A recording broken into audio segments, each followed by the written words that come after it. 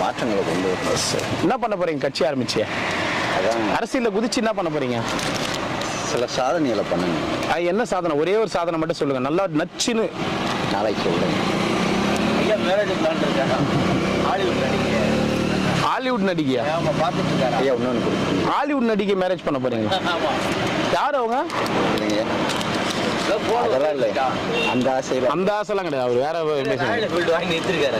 ஓ இல்ல என்ன பண்ண போறீங்க? ஒரே ஒரு சாதனை. ஆமாம், நாளைக்கு சொல்றேன். நாளைக்கு கொஞ்சம் வேதனையா இருக்கு.